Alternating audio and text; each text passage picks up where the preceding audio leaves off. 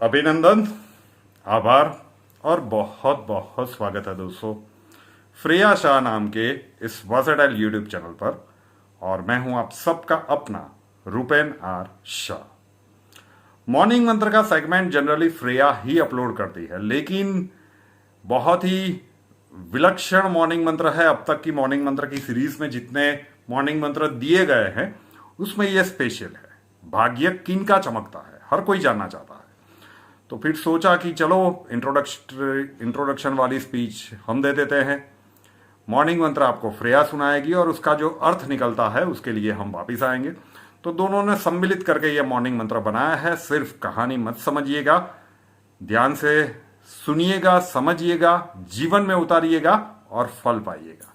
तो चलिए सुनते हैं अब श्रेया के माध्यम से वो मॉर्निंग मंत्र।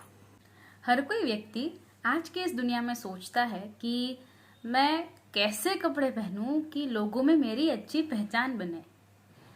लेकिन आजकल कोई ये नहीं सोचता कि मैं ऐसे कैसे कर्म करूं कि भगवान की नज़र में मेरी पहचान बने। तो आज का मॉर्निंग मंत्र उसी के ऊपर है। नमस्कार, मैं हूं श्रेया शाह और आप सभी का बहुत बहुत स्वागत करती हूं मेरे इस यूट्यूब चैनल पर। छोटी सी कहानी है लेकिन मार्मिक है।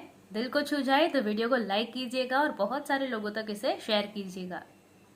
एक व्यक्ति था, ठीक ठाक उसकी जॉब थी, मैरिड था, छोटा सा बच्चा भी था, आर्थिक कोई तंगी नहीं थी, लेकिन और बहुत सारे पैसे भी नहीं थे, लेकिन खुशहाल परिवार था। तो उसकी एक हैबिट थी कि जब भी वो ऑफिस से घर आता था तो खाना वगैरह खा के 8-9 बजे वो घर से 3-4 बिस्किट्स के पैकेट्स लेके निकलता था। और सोसाइटी में जो भी कुत्ते वगैरह थे उस वक्त, उस समय तो कुत्ते के बच्चे भी थे छोटे छोटे, तो वो उनको बिस्किट्स खिलाते थे। रोज का हो गया था। अब तो कुत्ते और कुत्ते के बच्चों को भी आदत लग गई थी कि एक व्यक्ति है वो आएगा और हमें खिलाएगा बिस्किट्स। और कुत्ते के बच्चों को तो वो बिस्किट्स बहुत अच्छे लगने लगे थे।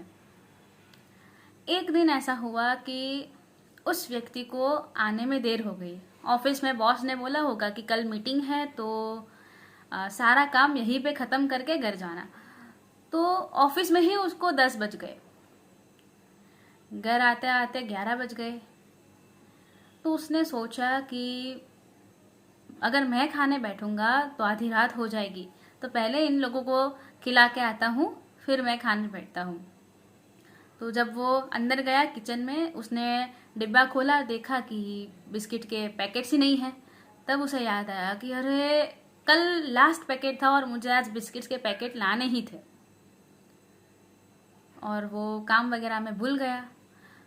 तो 11 बजे तो आसपास के स्टोर्स भी बंद हो चुके थे। ऑनलाइन उसने चेक किया, लेकिन ऑनलाइन भी समहाउ पैकेट्स अवेलेबल नहीं थे। वैसे तो होते हैं अवेलेबल, लेकिन समहाउ उस दिन पे कुछ मिल नहीं रहा था। तो उसने सोचा क्या करूँ क्या करूँ। फिर उसे याद आया कि ऊपर के खाने में महंगे बिस्किट्स जो अमेरिका से हमने मंगवाए थे वो पड़े हैं। दूसरा थॉट आया कि वो तो महंगे बिस्किट है, घर में जो चपाती वगैरह बनी है मैं उन लोगों को ये खिला देता हूँ। वो नीचे गया, 5-6 चपाती थी, उसके छोटे छोटे टुकड़े किए और कुत्ते के बच्चों को खिलाए, मतलब वहां रखा।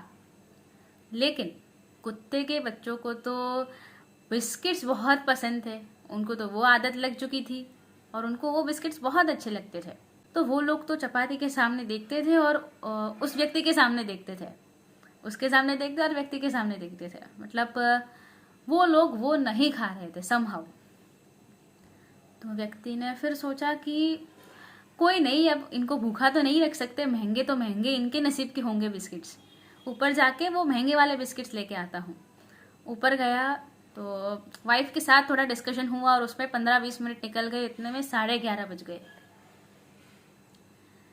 वो बिस्किट्स के 2 पैकेट्स थे। तो वाइफ ने कहा कि अरे 2 पैकेट्स में कहाँ इनका पेट भरेगा सबका, रहने दो, आज मत खिलाओ।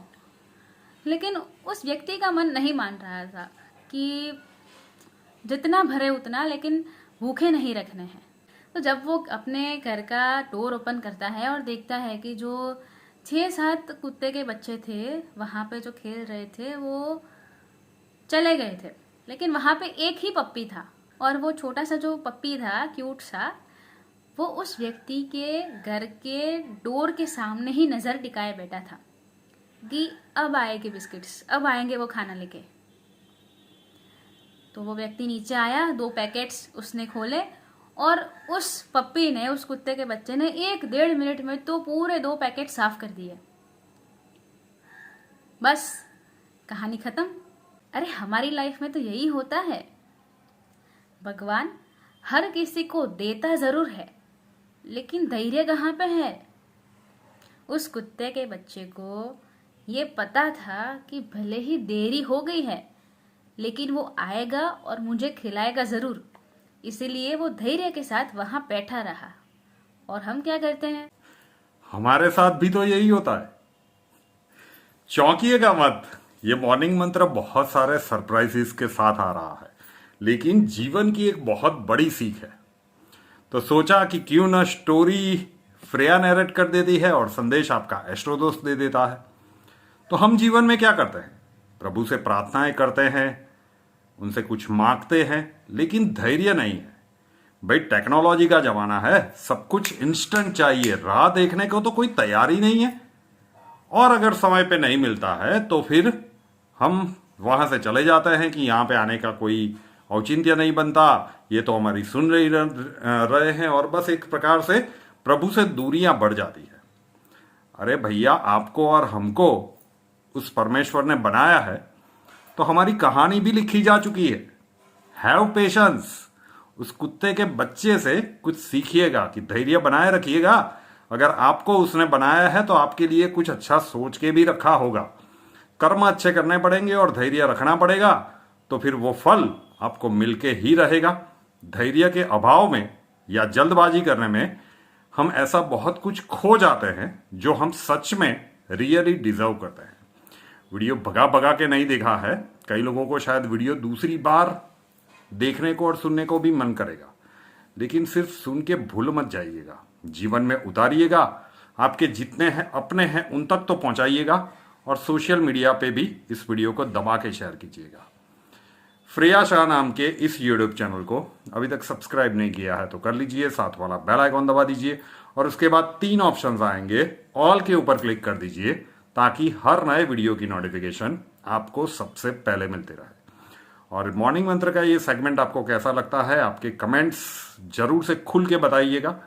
पॉजिटिव हो, कुछ सुधार की आवश्यकता हो, हमें अच्छा लगेगा। बच्ची को सुधार के लिए एक बहुत बड़े क्षेत्र के बारे में भी पता चलेगा। कई बार ऐसा होता है कि हमें तो लगता है कि हम सही है, लेकिन ऑन द अदर साइड जब आप बताते हैं तब उन क्षतियों के बारे में हमारी नजर जाती है, और फिर उस क्षेत्र के अंदर सुधार करने में हम लग जाते हैं। तो उतना जरूर से कीजिएगा।